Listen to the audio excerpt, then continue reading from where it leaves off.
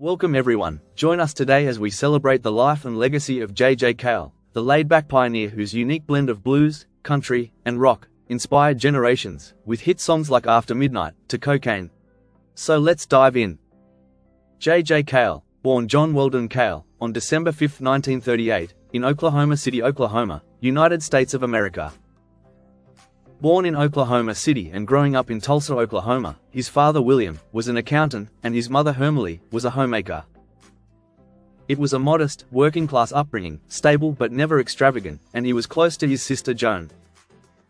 As a boy, JJ was quiet and introspective, often more interested in tinkering with electronics than playing outside, a passion that evolved into a fascination with studio gear, multi-tracking, and recording techniques.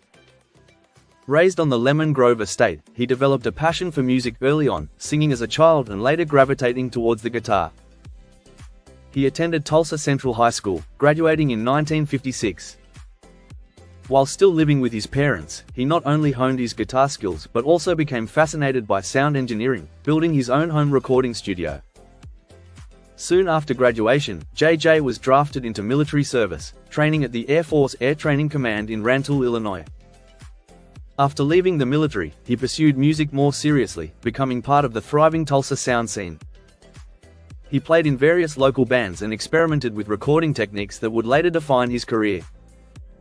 By the early 1960s, he relocated to Los Angeles, where he worked as a studio engineer and musician, gaining valuable experience behind the mixing desk while also writing his own material. During this time, he worked with Leon Russell and other Tulsa expatriates. In March 1965, he landed a regular gig at the increasingly popular Whiskey A Go Go, where club co-owner Elmer Valentine rechristened him J.J. Cale to avoid confusion with John Cale of the Velvet Underground. In the mid-1960s, J.J. recorded early singles and worked with producers, but his breakthrough came in 1970 when Eric Clapton recorded his song After Midnight. The track became a hit, exposing J.J.'s songwriting to a wider audience and sparking his recording career. His own debut album, Naturally, was released in 1972, featuring laid-back grooves and songs that would become classics, including Call Me the Breeze, later covered by Lynyrd Skynyrd. The 1970s saw J.J. steadily build a catalogue of influential records, including Really, in 1973, Okie, in 1974, and Troubadour, in 1976, which contained the original version of Cocaine. Though often mistaken as an anthem to drug culture, Cocaine was in fact written as a cleverly veiled anti-cocaine song, a message JJ himself explained in later interviews. His understated style and refusal to chase fame meant that while his own records sold modestly, other artists made his songs famous. Eric Clapton, Lynyrd Skynyrd, and even Santana would bring his work to huge audiences, while JJ preferred to remain in the background.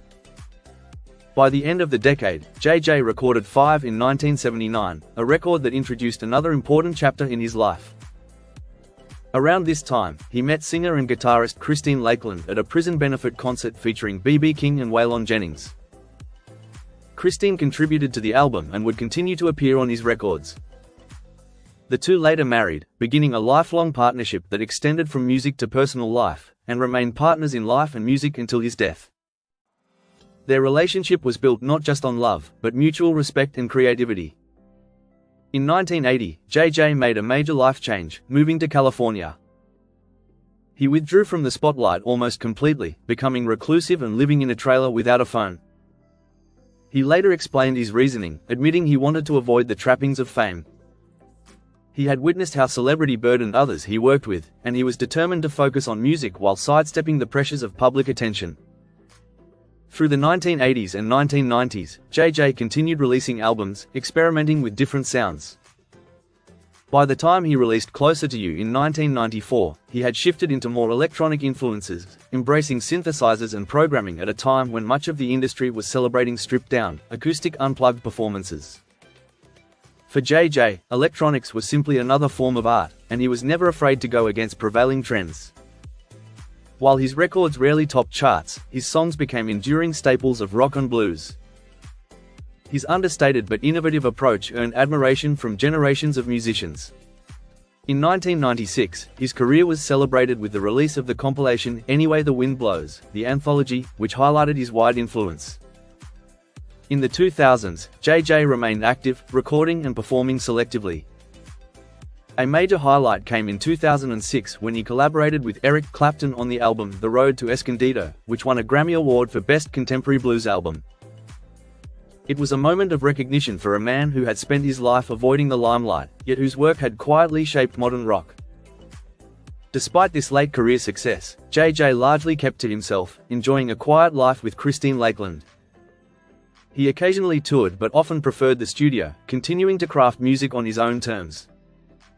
Sadly, on July 26, 2013, JJ Cale passed away from a fatal heart attack in La Jolla, California. He was 74 years old. He is buried at Mission San Luis Rey Cemetery in Oceanside, California.